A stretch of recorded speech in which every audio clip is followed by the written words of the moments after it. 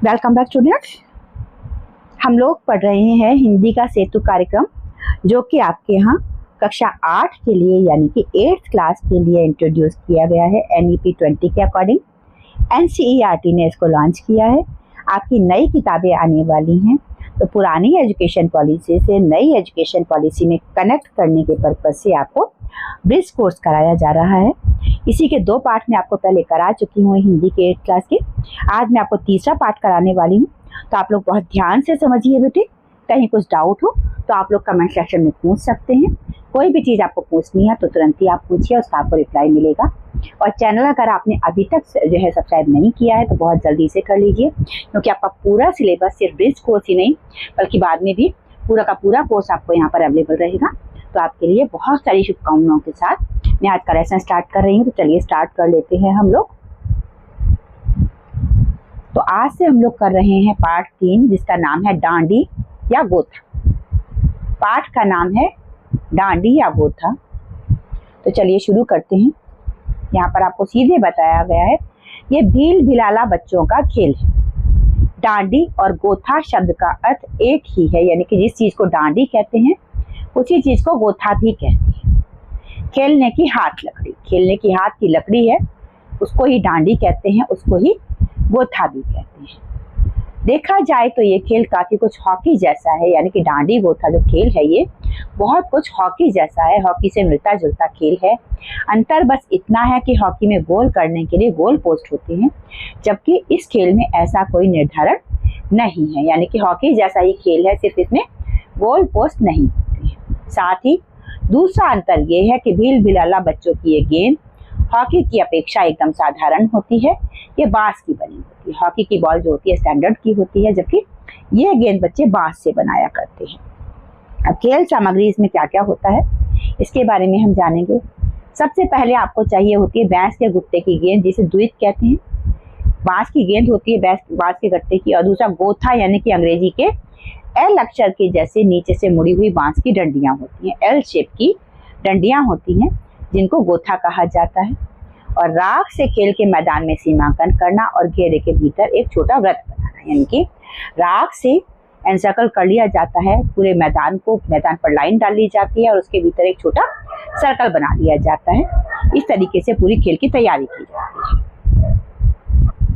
तो ये हुई खेल की तैयारी। जो आपको मटेरियल चाहिए, यानी कि बांस के गुट्टे की गेंद चाहिए होती है, जिसको द्वित कहा जाता है। गोथा चाहिए होता है, जो कि एल शेप की बांस की डंडी होती है, और साथ में राख चाहिए होती है, ताकि जो खेल का मैदान है उसमें लाइंस डाली जा सके, सर्कल डाली जा सके। इसके बाद अब हम जानेंगे कि इस खेल को खेला कैसे जाता है। तो वैसे तो इसे चाहे जितने खिलाड़ी खेल सकते हैं, मगर दोनों दलों में कम से कम 2-2 खिलाड़ी हों, यानी कि वैसे तो इसको खेल को गोइठा को कोई भी कितने भी लोग खेल सकते हैं, लेकिन जरूरी होता है कि दोनों दलों में यानी कि दोनों टीम में कम से कम 2-2 प्लेयर्स हों ही। उसके बाद टॉस किया जाता है। टॉस किया जाने पर टॉस जीतने वाला दल खेल शुरू करता है। जो दल टॉस जीतता है वो खेल को स्टार्ट करता है। उसके बाद गेंद को छोटे घेरे में रखा जाता है, जो सर्कल बनाया था उसके अंदर रखा जाता है।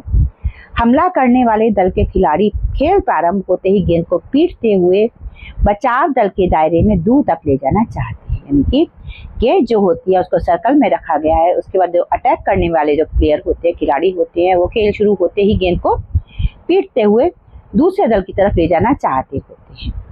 अब दोनों दलों के एक एक खिलाड़ी अपनी अपनी तरफ की डी में खड़े रहते हैं और कोशिश करते हैं कि गेंद रेखा पार ना करे। दोनों तरफ के खिलाड़ी अपनी अपनी तरफ का जैसे होता है डी बनाया हुआ होता है उसमें खड़े रहते हैं और कोशिश करते हैं कि जो गेंद है वो रेखा को पार ना करे। अब खिलाड़ी डांडी या गोथा के दोनों ओर से खेल सकते हैं, जबकि ऐसी सुविधा हॉकी के खेल में नहीं होती। हॉकी में कॉर्नर बना दिया जाता है, लेकिन इसमें ऐसा नहीं होता है, खिलाड़ी दोनों साइड से खेल सकते होते हैं। तो बाकी सारा खेल हॉकी के खेल के समान होता है। प्रश्न उठता है कि इस खेल में गोल पोस्ट नहीं होते, यानी गोल करने का मामला नहीं होता, तो हार जीत का निर्णय कैसे किया जाता है। जैसे हॉकी में गोल किए जाते हैं, इस खेल में गोल नहीं किए जाते हैं।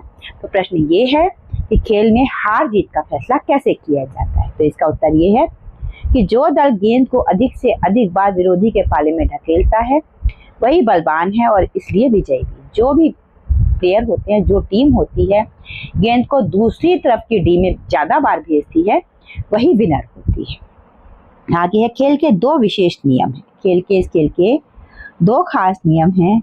पहला नियम है, गेंद शरीर के किसी भी अंग को ना छुए और ना रोके, यानी कि जो गेंद है जिसको हिट किया जा रहा है, दूसरी पाली के डी में फेंकने की कोशिश की जा रही है, वो किसी के बॉडी पार्ट को नहीं छूनी चाहिए और ना ही रोक पाए। दूसरा, गेंद को हवाई शॉट नहीं मारना होता है, ना उसे हवा में शॉट खेलकर साथी खिलाड़ी को पास करना होता है।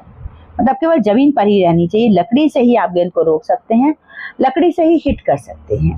तो जैसा कि पहले ही बताया है, जो बीच की रेखा को पार करके विरोधी दल के क्षेत्र में अधिक से अधिक दबाव या प्रवेश बनाए रखता है, वो विजयी होता है। इनके आपको जो अपोजिशन टीम है उसके डी में आपको बॉल को भेजना होता है, तो जो ज्यादा बार भेज पाता है वो विनर होता है। अब विशेष इसमें बताया गया है आपको कि ये खेल होली का त्योहार आने के कुछ दिन पहले से खेला जाता है।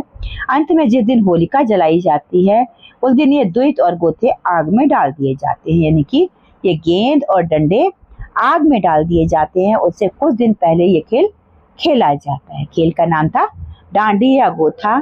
ये खेल होली से कुछ दिन पहले खेला जाता है और जब होलिका जलाई जाती है तो ये गेंद और डंडे उसी आग में डाल दिए जाते हैं। ठीक है, अब आगे यहाँ पर आपका पाठ खत्म हो जाता है। इसके बाद अभ्यास कार्य शुरू होगा। तो यहाँ आपको कहा गया है, आइए अब हम इस पाठ पर विस्तार से चर्चा करें। आगे दी गई गतिविधियां इस कार्य में आपकी सहायता करेंगी, यानी कि इस पाठ पर विस्तार से चर्चा करने के लिए जो एक्टिविटीज बताई गई हैं वो सब अब हमें करनी है। तो सबसे पहले हर पाठ की तरह यहाँ भी आपको दी गई है एक्टिविटी मेरी समझ से। तो मेरी समझ के अंतर्गत आपसे 2 प्रश्न आमतौर पर पूछे जाते हैं जो कि MCQ टाइप होते हैं। उनमें 4 ऑप्शन दिए जाते हैं। उनमें से जो सबसे अच्छा ऑप्शन होता है, जो सबसे ज़्यादा सही ऑप्शन होता है, उसके सामने हम स्टार बनाते हैं और साथ ही ये बताते हैं कि हमें यही उत्तर क्यों पसंद आया, यही उत्तर सही क्यों लगा। तो यहाँ पर आपको पूछा गया है कि डांडी या गोथा गेंद खेल की गेंद है। डांडी या गोथा खेल में जो गेंद इस्तेमाल की जाती है वो क्या होती है? बांस गुट्टे की होती है, द्वैत की होती है, पत्थर की होती है या लकड़ी की होती है। तो हमने पढ़ा था, देखिए यहाँ पर आप लोग पढ़ लेंगे दोबारा से। जो गेंद बनाई जाती है वो बांस के गुट्टे की गेंद होती है। देखिए यहाँ पर आप पढ़ सकते हैं, बांस के गुट्टे की गेंद होती है जिसे द्वैत कहा जाता है। ये आप पढ़ पा रहे हैं, देखिए यहाँ पर ये दे रखा है। तो यहाँ हमें पता चल जाता है कि बांस के गुट्टे की गेंद होती है जिसे द्वैत कहा जाता है। तो यहाँ हमसे पूछा गया कि डांडी या गोथा खेल की गेंद है बांस या गुट्टे की, द्वैत की, पत्थर की या लकड़ी की। तो इनमें से किस चीज की होती है वो गेंद हमें बताना है। तो हमने पढ़ा अभी बांस गुट्टे की होती है। तो इसके आगे हम यहाँ टिक लगा करके मैं बता रही हूँ आपको, इसके आगे आप स्टार बना देंगे। ठीक है, ये स्टार बन जाएगा। इसके बाद अगला प्रश्न है आपका, जिसमें पूछा गया है कि डांडी या गोथा खेल की टीम में खिलाड़ी होते हैं, कितने होते हैं पूछा गया है आपसे। तो कितने खिलाड़ी होते हैं आपको पूछा गया है। 2 होते हैं, 11 होते हैं, 2 या अधिक होते हैं या फिर 9 होते हैं। तो जैसे कि आपने पाठ पढ़ा था, यहाँ आपको बताया गया था कि वैसे तो इसे चाहे जितने खिलाड़ी खेल सकते हैं, मगर दोनों दलों में कम से कम 2-2 खिलाड़ी हो, ये बात आपको बताई गई थी। यानी कि कम से कम 2 खिलाड़ी होने चाहिए और ज़्यादा कितने भी हो सकते हैं। तो यहाँ आपको जो ऑप्शंस दिए गए हैं इनमें से हम पढ़ेंगे। डांडी या गोथा खेल की टीम में खिलाड़ी होते हैं। पहले दिया गया आपको 2, फिर दिया गया 11, फिर दिया गया 2 या अधिक और लास्ट में दिया गया 9। जैसा कि आपने पढ़ा अभी कि कम से कम 2 खिलाड़ी होने चाहिए, ज़्यादा कितने भी हो सकते हैं। तो हम 2 या अधिक को यहाँ पर बना करके इस पर हम स्टार बना देंगे। ये आपका ये आंसर हो गया। ठीक है बेटे। इसके बाद अगला प्रश्न है आपको जो पूछा गया है, उसमें है गोथा खेल के नियमों के आधार पर सही विकल्प चुनिए। क्या क्या इसमें सही है? तो गोथा खेल के नियमों के आधार पर गेंद का शरीर से न छूना, ये सही था। गेंद को हवा में उछालकर शॉट ना मारना, ये भी सही था। होली और दिवाली के पहले खेला जाता है, ऐसा नहीं है। केवल होली से पहले खेला जाता है, दिवाली से पहले नहीं खेला जाता है। तो ये ऑप्शन गलत हो गया। अगला, इसमें भी हॉकी की तरह गोल पोस्ट नहीं होता, गलत है, क्योंकि हॉकी में गोल पोस्ट होता है, केवल इसमें गोल पोस्ट नहीं होता है। तो 2 ऑप्शन हमारे सही हो गए, पहला और दूसरा। इन पे आपसे जैसा कि पहले भी कहा जाता रहा है, ज़्यादा ऑप्शन भी सही हो सकते हैं, तो आप इनको चुन सकते हैं। इनको चुन करके आप इसमें आंसर लगाएंगे। देखिए आपको दिया गया बिल्कुल सही कि नीचे दिए गए प्रश्नों का सटीक उत्तर कौन सा है। उसके सामने तारा बनाइए। कुछ प्रश्नों के एक से अधिक उत्तर भी हो सकते हैं। तो यहाँ पर हम देख रहे हैं कि हमारे पास 2 उत्तर निकल करके आए थे कि गेंद का शरीर से ना छूना और गेंद को हवा में उछालकर शॉट ना मारना। ये 2 ऑप्शन इसके ठीक हैं। इन दोनों को हम यहाँ पर इन दोनों के सामने स्टार बना देंगे। ये 2 ऑप्शन आपके ठीक हैं, तो इन दोनों के सामने आप स्टार बना देंगे। ठीक है, इसके आगे भी बना दिया और इसके आगे भी बना दिया। 2 आपके ऑप्शन सही हैं, इन दोनों के आगे मैं स्टार बना रही हूँ, आप भी बना सकते हैं। ठीक है, अब आगे आपसे कहा गया है कि आप अपने मित्रों के साथ चर्चा कीजिए और कारण बताइए कि आपने ये उत्तर ही क्यों चुने। तो एक एक करके हम करेंगे इसमें। पहले दिया गया आपको डांडी या गोथा का खेल। गेंद की खेल कैसी होती, गेंद जो होती है कैसी होती है, बांस गुट्टे की होती है, हमें पाठ में बताया गया है। हमने उसी आधार पर बताया कि गेंद जो होती है वो बांस गुट्टे की होती है। ठीक है, आगे है डांडी या गोथा खेल की टीम में कितने खिलाड़ी होते हैं। तो हमें पाठ में बताया गया था कि कम से कम 2 खिलाड़ी जरूर होने चाहिए, ज़्यादा कितने भी हो सकते हैं। इसलिए हमने इस ऑप्शन को लिया जहाँ पर बताया गया है 2 या अधिक। इसके बाद अगला प्रश्न है जिसमें पूछा गया था गोथा खेल के नियमों के आधार पर सही विकल्प चुनिए। तो हमें 2 इसमें विकल्प सही लगे थे। गेंद शरीर से छूनी नहीं चाहिए और गेंद को हवा में उछालकर शॉट नहीं मारना चाहिए। बाकी दोनों ऑप्शन इसमें गलत है, तो इसलिए हमने यही उत्तर चुने। इसके बाद आपको जो प्रश्न दिया गया है उसमें दिया गया है जल्दी जल्दी बताओ तो जाने। तो पहला प्रश्न आपसे पूछा गया है कि भील भिलाला क्या है।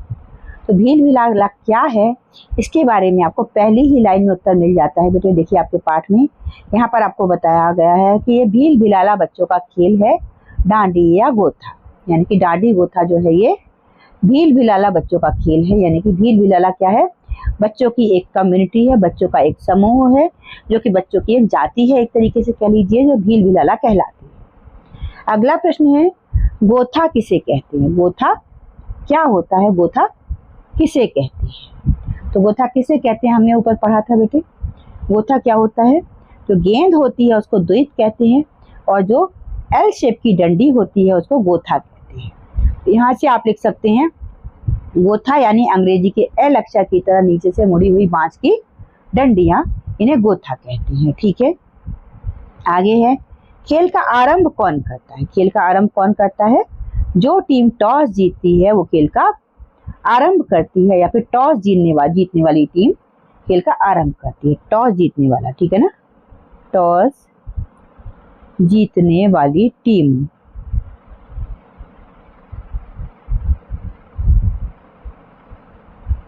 ठीक है, ये टीम जो होती है ये आपकी खेल की शुरुआत करती है। आगे आपको दिया गया है मिलकर करें मिलान। तो नीचे दिए गए स्तंभ में खेल व खिलाड़ियों की संख्या दी गई है। खेल की उपयुक्त संख्या के साथ रेखा खींचकर सही मिलान कीजिए। यानी कि जैसे आपको यहाँ पर खेल दिए गए हैं, क्रिकेट है, फुटबॉल है, वॉलीबॉल है, हॉकी है, कबड्डी है, खो खो है, इन सभी खेलों में इधर आगे संख्या दी गई है 6, 7, 11, 9, 11, 11। तो आपको बताना है कि कौन से खेल में कितने खिलाड़ी होते हैं। सबसे पहले आपको दिया गया है क्रिकेट। तो आपको सभी को मालूम है कि क्रिकेट में 11 खिलाड़ी होते हैं। ठीक है, फुटबॉल में भी 11 खिलाड़ी होते हैं। इसके बाद वॉलीबॉल में आपके 6 खिलाड़ी होते हैं। इसके बाद हॉकी में बेटे 9 खिलाड़ी होते हैं। इसके बाद कबड्डी में 7 खिलाड़ी होते हैं और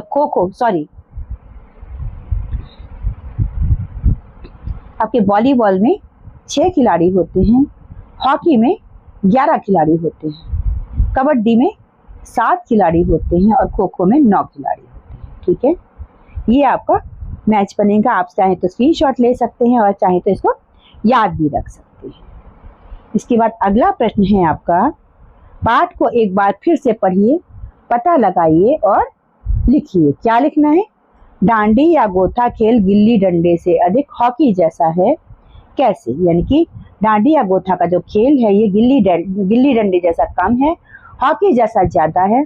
क्यों, ऐसा क्यों कहा जाता है, क्योंकि इसमें जो डंडी इस्तेमाल की जाती है उसकी जो आकार होता है वो हॉकी से मिलता जुलता होता है, और साथ ही गोल पोस्ट नहीं होते हैं लेकिन डी बनाए जाते हैं, जहां से इनको जो बॉल होती है उसको, गेंद जो होती है जिसे के लोग खेल रहे होते हैं, उस गेंद को दूसरी टीम के डी में भेजना जरूरी होता है, जैसा कि फुटबॉल में गोल पोस्ट तक भेजती है। तो इसलिए ये खेल डांडी या गोथा खेल जो है ये गिल्ली डंडे की बजाय हॉकी जैसा ज्यादा है। अगला प्रश्न आपको दिया गया है, डांडी या गोथा खेल जीतने के लिए खिलाड़ियों को किन किन बातों का ध्यान रखना चाहिए? तो जीतने के लिए ज्यादा से ज्यादा जो शॉट होते हैं दूसरी टीम की तरफ भेजने होते हैं। इसके लिए 2 नियम है। पहला, गेंद शरीर के किसी भी अंग को न छुए न रोके, अगर ऐसा हुआ तो फाउल हो जाएगा। और दूसरा, गेंद को हवाई शॉट नहीं मारने होते हैं, ना उसे हवा में शॉट खेलकर खिलाड़ी को पास करना होता है। लकड़ी से गेंद रोकनी होती है, हिट कर सकते हैं। और जो दल बीच की रेखा को पार करके विरोधी दल के क्षेत्र में ज्यादा से ज्यादा दबाव या प्रवेश बनाए रखता है वही विजयी होता है। ये आपको ध्यान रहेगा। इसके बाद अगला प्रश्न आपको दिया गया है कि आप अपने पसंदीदा किसी स्थानीय खेल को इसी पाठ की लेखन शैली में लिखिए। इस पाठ की लेखन शैली में ही आपको अपना पसंदीदा कोई खेल लिखना है। तो अपने आसपास के एक पारंपरिक खेल के बारे में मैं आपको बहुत विस्तार से जानकारी दे रही हूँ बेटे। इसको आप लोग भी अपनी कॉपी में निबंध के तौर पर लिख सकते हैं, स्क्रीनशॉट ले सकते हैं, वहां से आप लोग लिख सकते हैं। तो मैंने लिया है खो खो को। खो खो के बारे में मैं आपको बता रही हूँ। यहाँ पर खो खो एक पारंपरिक भारतीय खेल है, ठीक है, जो अपनी सादगी, गति और टीम वर्क के लिए जाना जाता है। इस खेल में सादगी होती है, सिंप्लिसिटी होती है, स्पीड होती है और साथ में टीम वर्क होता है। तो ये भारत का एक स्वदेशी खेल है, यानी कि भारत का देशी खेल है। ये भारत में खेला जाता है, जिसकी उत्पत्ति प्राचीन काल में मानी जाती है। यानी कि खो खो का जो खेल है ये प्राचीन काल से ही लगातार खेला जा रहा है और इसे आज भी युवाओं और खेल प्रेमियों द्वारा काफी पसंद किया जाता है। पुराने टाइम से खो खो खेला जा रहा है और आज भी इसको युवा और खेल प्रेमी लोग काफी ज्यादा पसंद करते हैं। तो ये खेल गति, चपलता, बुद्धिमत्ता और तंदुरुस्ती पर आधारित है। इस खेल में गति चाहिए होती है, चालाकी चाहिए होती है, बुद्धिमत्ता चाहिए होती है और तंदुरुस्ती चाहिए होती है। नीचे हमें खो खो के बारे में जानकारी मैंने आपके लिए ली है यहाँ पर। तो आगे क्या है? आगे है खो खो का इतिहास। तो खो खो की उत्पत्ति का सटीक समय ज्ञात नहीं है। ये नहीं पता कि खो खो का खेल खेला जाना कब से शुरू हुआ था, लेकिन इसे प्राचीन भारत से जोड़ा जाता है, यानी कि काफी पुराना इतिहास है इसका। कुछ इतिहासकारों का मानना है कि इसका संबंध महाभारत काल से हो सकता है, जहां चक्रव्यूह तोड़ने की रणनीति और रिंग प्ले की अवधारणा खो खो से मिलती जुलती है। यानी कि कुछ लोगों का मानना है, कुछ इतिहासकार मानते हैं कि खो खो का संबंध महाभारत काल से हो सकता है, जहां पर चक्रव्यूह तोड़ने की रणनीति हुई थी और साथ ही रिंग प्ले का कंसेप्ट भी वहां पर मिला हुआ था। आधुनिक रूप में खो खो को 1914 में मानकीकृत किया गया था। 1914 में इसको स्टैंडर्डाइज किया गया था खो खो को, जब पुणे के डेक्कन जिमखाना क्लब ने इसके नियमों और संरचना को औपचारिक रूप दिया। जब पुणे में एक डेक्कन जिमखाना क्लब था, उसने इसके नियम बनाए, संरचना बनाई, उनको एक फॉर्मल एक्सेप्टेंस दिया, उसके बाद खो खो को मानकीकृत किया गया था। इसे लोकमान्य तिलक और भाई नरवरकर जैसे नेताओं ने भी प्रोत्साहन दिया। ऐसा जो खेल था ये खो खो का, इसे उस टाइम पर लोकमान्य तिलक और भाई नरवरकर जैसे नेताओं ने भी काफी ज्यादा प्रचार किया, इसका प्रोत्साहित किया। आगे है खो खो की पहली प्रतियोगिता 1918 में पुणे के जिमखाने में और 1919 में बड़ौदा में भारतीय स्तर पर आयोजित की, नेशनल लेवल पर यह प्रतियोगिता आयोजित की गई थी बेटे। आगे यह खेल 1936 में बर्लिन ओलंपिक में प्रदर्शित किया गया था। खो खो को बर्लिन ओलंपिक में शामिल किया गया 1936 में और 1982 के एशियाई खेलों में भी इसे प्रदर्शनी खेल के रूप में शामिल किया गया। क्योंकि जो प्रेजेंटेशन गेम्स होती है शुरुआत में, उसमें इसको भी शामिल किया गया था खो खो को भी। 1996 में कोलकाता में पहली एशियाई चैंपियनशिप और 2016 में गुवाहाटी में दक्षिण एशियाई खेलों में इसे मेडल खेल के रूप में शामिल किया गया। यानी कि 1996 में कोलकाता में से पहली बार एशियन चैंपियनशिप में शामिल किया गया और 2016 में गुवाहाटी में साउथ एशियन गेम्स में इसको मेडल के रूप में शामिल किया गया था। वर्तमान में आज प्रेजेंटली लगभग 25 देशों में खो खो की राष्ट्रीय टीमें हैं। 25 देश है जहां पर अब खो खो की टीमें हैं और 2025 में भारत में खो खो कप का आयोजन भी हो रहा है। इसके आगे आपको बताया गया है खो खो का मैदान कैसा होता है। तो खो खो एक आयताकार मैदान पर खेला जाता है। मैदान की जो मानक माप होती है वो क्या होती है? लंबाई 29 मीटर होती है मैदान की और चौड़ाई 16 मीटर होती है। यही जूनियर्स और महिलाओं के लिए मैदान की जो माप होती है वो 27x16 भी हो सकती है, यानी कि जो आपको दिया जाता है 29x16, उसकी जगह महिलाओं के लिए 27x16 भी माप हो सकता है। तो आगे कहा गया है कि मैदान के दोनों सिरों पर लकड़ी के 2 खंभे लगे होते हैं, पोल लगे होते हैं जिनकी ऊंचाई पुरुषों के लिए 1.2 मीटर, 1.2 मीटर और महिलाओं के लिए 1 मीटर होती है। तो पोल का व्यास यानी कि डायमीटर पुरुषों के लिए 10 से 11 सेंटीमीटर होता है और महिलाओं के लिए 8 से 9 सेंटीमीटर होता है। यानी कि जो दोनों साइड पर जो खंभे लगे होते हैं, मैदान के दोनों सिरों पर एक लकड़ी का खंभा लगा होता है, पोल लगा होता है, ऊंचाई इसकी पुरुषों के लिए 1.2 मीटर होती है, महिलाओं के लिए 1 मीटर होती है। और साथ ही पोल जो होते हैं, जो खंभे लगे होते हैं, उनका डायमीटर पुरुषों के लिए 10 से 11 सेंटीमीटर होता है, महिलाओं के लिए 8 से 9 सेंटीमीटर होता है। तो आगे मैदान के बीच में एक केंद्रीय गली होती है, जिसे लेन कहा जाता है, जो 30 सेंटीमीटर चौड़ी होती है और 23.50 मीटर लंबी होती है। यानी कि 30 सेंटीमीटर तो चौड़ी है और 23.50 मीटर लंबी है। तो इस गली को 8 समान भागों में बांटा जाता है। इस गली को, जो कि केंद्रीय सेंट्रल लेन होती है, इसको 8 भाग में बांट दिया जाता है और हर भाग 30-30 सेंटीमीटर का बनता है। तो आगे मैदान के दोनों सिरों पर 16 मीटर लंबे और 2.75 मीटर चौड़ी आयताकार क्षेत्र होते हैं, लॉबी होती है दोनों सिरों पर मैदान के, जो कि 16 बाई 2.75 मीटर की होती है। तो ऐसी लॉबी जो बनाई जाती है वो इसीलिए बनाई जाती है ताकि बैठने वाले आराम से बैठ सकें। इसके आगे है खिलाड़ी और टीमें।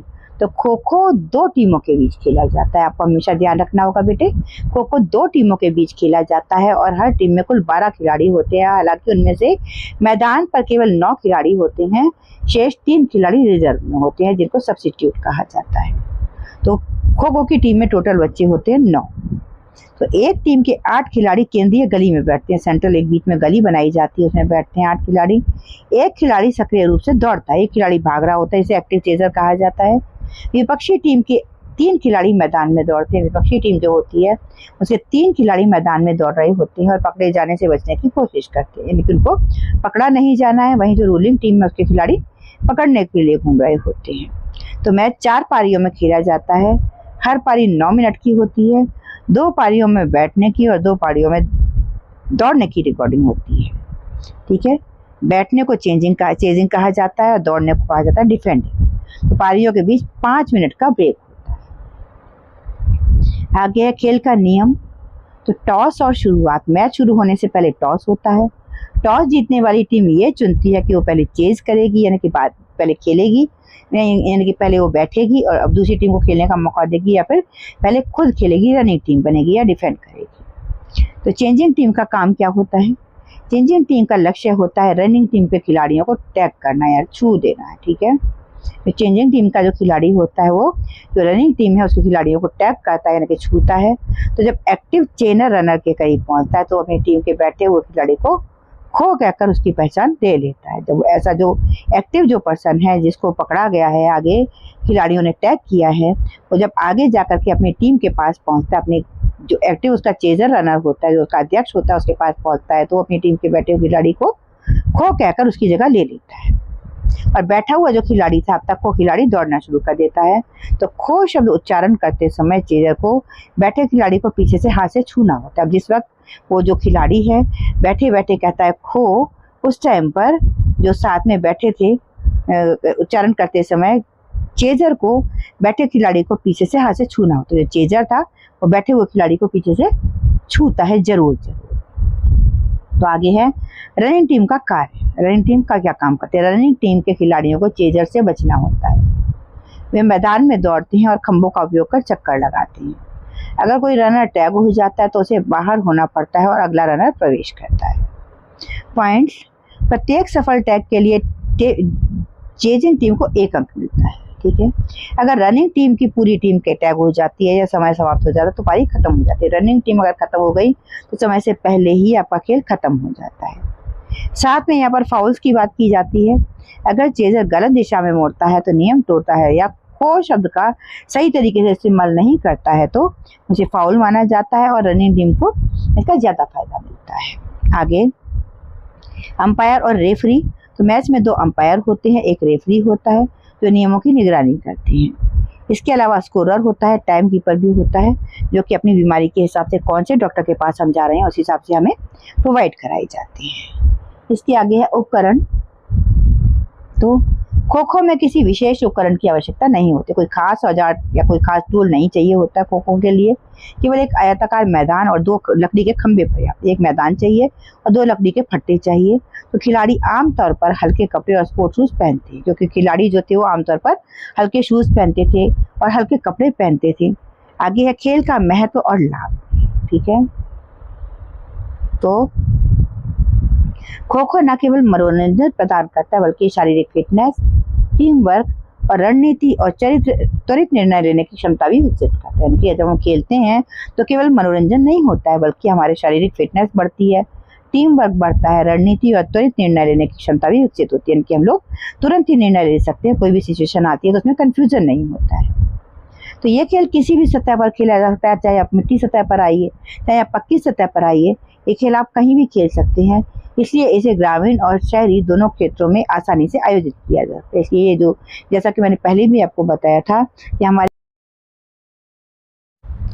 अब खो खो को भारत में स्कूलों में और कॉलेजों में भी प्रोत्साहित किया जाता है और ये युवाओं में ऊर्जा और जोश भरता है। इसकी वर्तमान स्थिति की बात करें तो खो खो अब अंतर्राष्ट्रीय स्तर पर भी लोकप्रिय हो रहा है, इंटरनेशनली भी पॉपुलर हो रहा है। 2025 में भारत में आयोजित खो खो विश्व कप इस खेल के वैश्विक विस्तार का एक बड़ा उदाहरण है कि इसका ग्लोबल विस्तार हो चुका है। इस बात का प्रमाण है कि 2025 में भारत में खो खो का विश्व कप आयोजित किया जा रहा है। आगे भारतीय खो खो महासंघ यानी कि kho kho federation of India इस खेल के विकास और प्रचार के लिए काम करता है। ठीक है, राष्ट्रीय और राज्य स्तरीय प्रतियोगिताएं नियमित रूप से आयोजित की जाती हैं। तो खो खो एक ऐसा खेल है जो भारत की सांस्कृतिक विरासत का हिस्सा है और इसे खेलने में आसानी, कम संसाधनों की आवश्यकता होती है, कम टूल्स चाहिए होते हैं, कम खेल के लिए औजार चाहिए होते हैं और उच्च ऊर्जा स्तर के कारण इसे विशेष स्थान प्राप्त है।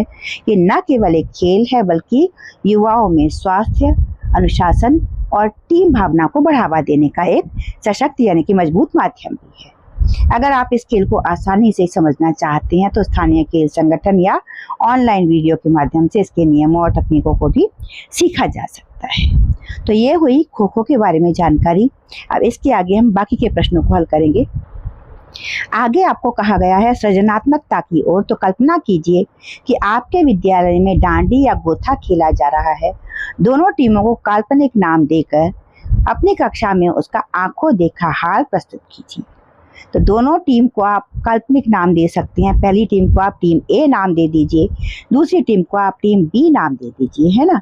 इसके बाद आप कह सकते हैं आज हमारे विद्यालय में डांडी या गोथा खेल का आयोजन किया जा रहा है और आज मैं इस खेल का आंखों देखा हाल आपके सामने प्रस्तुत करने वाली हूँ। आप अपना नाम लेकर के बता सकते हैं और हमारे सामने दोनों टीम खेल के मैदान में मौजूद हैं।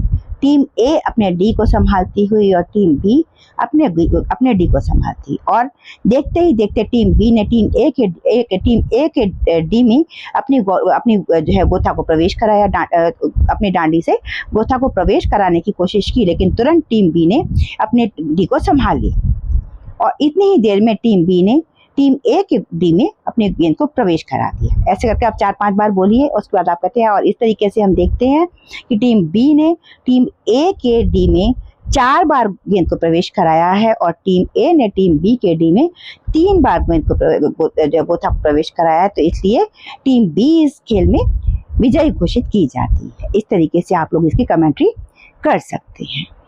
आगे आपको दिया गया है अनुमान या कल्पना से।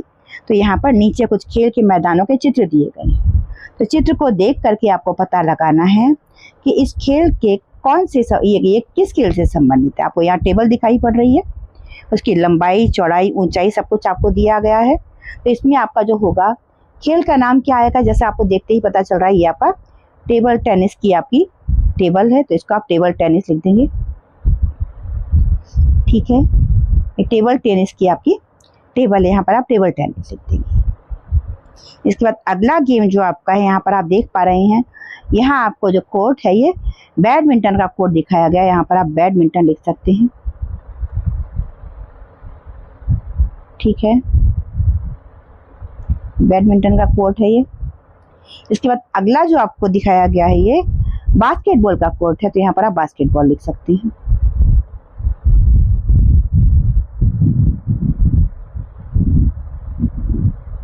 ठीक है, बास्केटबॉल है, तो ये इस तरीके से आप लिख सकते हैं। चित्र आप ध्यान से देख लीजिए, ये तीनों के तीनों खेल ऐसे ही दिखाए गए हैं आपको। इसके बाद आगे हम चलेंगे, खोजबीन के नाम से आपको टॉपिक दिया गया है।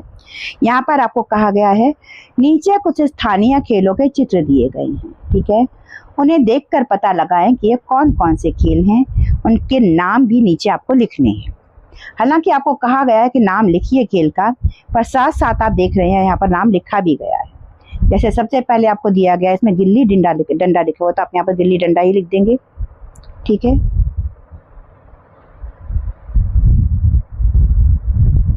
अगला आपको दिया गया है, यहाँ पर बच्चे गिट्टे खेल रहे हैं, इसमें आप गिट्टे लिख सकते हैं। ठीक है, पत्थर से खेला जाता है ये खेल। इसके बाद आपको दिया गया है, यहाँ पर आपका देखिए लिखा हुआ है छुपम छुपाई, तो आप इसमें इसी को आप देख करके लिख सकते हैं, छुपम छुपाई, है ना।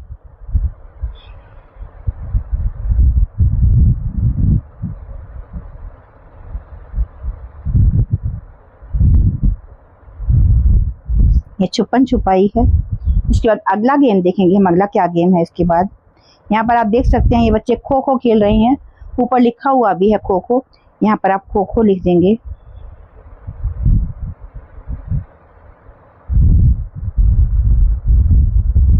अगला गेम है, यहाँ पर आप देख रहे हैं कि ये बच्चे पिट्ठू खेल रहे हैं, पिट्ठू गरम इसको हम लोग बोला करते थे, यहाँ पर आप पिट्ठू ही लिख देंगे, लिखा भी हुआ है। इसके बाद ये पिट्ठू है। ठीक है, इस पर अगला जो गेम है ये है स्टापू, यहाँ पर लिखा हुआ भी है स्टापू, तो आप यहाँ पर स्टापू लिख देंगे। ये आपके सभी गेम्स की पहचान हो गई। ठीक है, इसके बाद देखते हैं हम आगे कि आगे क्या प्रश्न आपको दिया गया है। तो आगे आपको शब्द दिया गया है शब्दों की बात, जो आपको एक्टिविटी दी गई है वो है शब्दों की बात। तो पाठ में आए अग्रलिखित शब्दों यानी कि दायरा, निर्धारण, सीमांकन के अर्थ जानने हो तो हम क्या करेंगे, किसी से पूछ सकते हैं या फिर शब्दकोश यानी कि डिक्शनरी की सहायता ले सकते हैं। तो शब्दकोश में शब्दों के अनेक समानार्थी शब्द भी दिए जाते हैं। शब्दकोश जब आप चेक करते हैं तो शब्दकोश में क्या होता है कि कई शब्द होते हैं जो कि सिमिलर मीनिंग वाले आपको दिए जाते हैं। तो आप प्रसंग या संदर्भ के अनुकूल शब्द का चयन कर सकते हैं। जैसी जगह पर आपको जो शब्द इस्तेमाल करना है उसके हिसाब से आप उस शब्द का चयन कर सकते हैं। शब्दकोश आपको सही अर्थ ही नहीं बल्कि सही वर्तनी भी सिखाता है, उसको बोलना कैसे है ये भी शब्दकोश से पता चलता है। आगे आपको हिंदी का वर्ण क्रम बताया गया है, इसको आपको पता होना चाहिए। जैसे डिक्शनरी आप लोग देखते हैं इंग्लिश की तो आप अल्फ़ाबेटिकली देखते हैं, इसी तरीके से हिंदी की डिक्शनरी के लिए भी आपको ये वर्ण क्रम पता होना चाहिए। और आ इ ई उ ऊ, री से ऋषि, ए आई ओ औ। इसके बाद क ख ग घ ङ, च छ ज झ ञ, ट ठ ड ढ ण, त थ द ध न, प फ ब भ म, य र ल व, श श स ह। ये पूरा का पूरा वर्ण क्रम होता है। जब भी आप कोई डिक्शनरी देखेंगे हिंदी की तो इसी तरीके से आगे बढ़ते हुए आपको शब्द मिलेंगे। इसके बाद कहा गया है शब्द के अर्थ देने से पहले मूल शब्द के बाद कोष्ठक में एक संकेताक्षर दिया जाता है। इन संकेतों में शब्दों की भाषा और व्याकरण संबंधी जानकारी भी मिलती है कि ये शब्द क्या है, संज्ञा है, सर्वनाम है, कारक है, अव्यय है, क्या चीज है वो भी हमें पता चलता है संकेताक्षर से। जैसे इंग्लिश में पता चलता है नाउन है, प्रोनाउन है, वर्ब है, एडवर्ब है, उसी तरीके से हिंदी में भी होता है। तो संकेताक्षर जो होते हैं आमतौर पर शब्दकोश के शुरुआत में दिए हुए होते हैं, जिनसे पता चलता है कि ये क्या चीज है। अब इसके बाद आपको अगली एक्टिविटी जो है इसमें आपको दिया गया है नीचे दी गई शब्द सीढ़ी को समूह में पूरा कीजिए, ग्रुप में पूरा कीजिए, सभी रिक्त स्थान भरिए। इसके लिए आप शब्दकोश की सहायता भी ले सकते हैं, इसके लिए आप शब्दकोश की सहायता भी ले सकते हैं। तो यहाँ पर आपको ये सारे के सारे शब्द पूरे करने हैं। कैसे करेंगे आप इनको पूरा, तो यहाँ पर हम एक एक शब्द को पूरा करते चलेंगे। जैसे सबसे पहले आपको दिया गया ख के बाद आपको स्पेस दिया है, उसके बाद आपको दिया गया है एक त शब्द दिया गया, यहाँ पर आप खपत कर सकते हैं, इसको खपत हो जाएगा। ऐसे ही आपको दिया गया आगे ता के बाद दो लेटर दिए गए हैं, छोड़ दिए गए हैं, उसके बाद आपको यहाँ पर एक लेटर दिया गया है रा, इनके बीच में ता और रा के बीच में दो वर्ण आपको लिखने हैं। ताकि कोई शब्द बन जाए। तो यहाँ पर मेरे हिसाब से यहाँ पर तलवार बन रहा है। कुछ और बनता है तो वो भी आप बना सकते हैं। मैंने यहाँ पर तलवार बना दिया है। इसके बाद र और उसके बाद नीचे 2 खुले हुए हैं, बिल्कुल खुले हैं, तो यहाँ पर मैं रजत लिख सकती हूँ, है ना। रजत लिख दिया तो यहाँ से तरबूज बन सकता है, तरबूज। उसके बाद ज से अगर मैं बनाना चाहूँ तो ज से यहाँ पर जलज बना देती हूँ मैं। जलज बना दिया, जलन बना दिया यहाँ से मैंने। अब जलन बना दिया तो उसके बाद में ना से क्या बनेगा, नम। यहाँ पर नमा लिख दूंगी तो नमकीन बन जाएगा, है ना। नमकीन के बाद नम। इसके बाद नमस्कार कर देते हैं इसको, नमस्कार बन जाएगा ये। इसके बाद र से रजाई बन सकता है, रसोई बन सकता है, रसोई बना देते हैं हम लोग। यहाँ पर ईश्वर बन सकता है। ठीक है, आगे है र से ईश्वर बना लिया हमने। आगे रस भरी बन सकता है, रस भरी बन गया। इसके बाद रीति रिवाज बन सकता है, यहाँ पर रीति रिवाज। जवान बन सकता है, नकेल बन सकता है ना। आगे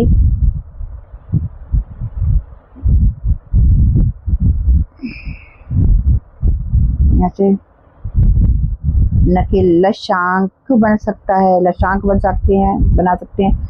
लशांक बना दिया, यहाँ से कसक बन गया। उसके बाद क से क के बाद हम यहाँ पर बन सकते हैं ककरी बन सकता है। ककरी शब्द आपका ब्रज भाषा का शब्द हो जाता है, वो हम लिख सकते हैं यहाँ पर ककरी। या कस्तूरी भी लिख सकते हैं आप लोग, यहाँ पर कस्तूरी भी लिख सकते हैं, कसूरी भी लिख सकते हैं, कसूरी मेथी होती है। उसके बाद रील बन सकता है, रीछ बन सकता है। छ बना देते, छलनी हो जाएगा, छलनी, नीलम हो जाएगा, है ना। यहाँ छलनी बना दिया हमने तो यहाँ पर नीलम हो गया। नीलम के बाद यहाँ से हम क्या बनाएंगे, म से अब आगे हो गया। यहाँ से आपका मलयगिरी पर्वत होता है, वो हम लिख सकते हैं यहाँ से मलयगिरी, मलयगिरी। ठीक है, ये मलयगिरी पर्वत होता है। इसके बाद आगे आपको कहा गया है कि शब्द सीढ़ी को ऊपर और नीचे बढ़ाइए, देखिए कि किस समूह की कितनी लंबाई बनती है। इसके आगे भी आप इन शब्दों को बना सकते हैं, हालांकि मैं अभी आपके लिए नहीं बना रही हूँ। मैंने फिलहाल आपकी ये पहली ही पूरी भरवा दी है और यहीं पर मैं आपका ये वीडियो ख़त्म कर रही हूँ। कहीं पर भी किसी को कुछ डाउट हो तो आप लोग कमेंट सेक्शन में पूछ सकते हैं। और चैनल अगर आपने अभी तक सब्सक्राइब नहीं किया है तो बहुत जल्दी से कर लीजिए बेटे। आपकी परीक्षाओं के लिए, आपके आकलन पत्र के लिए आपको ढेर सारी शुभकामनाएं। Have a great day ahead. जय हिंद, जय भारत।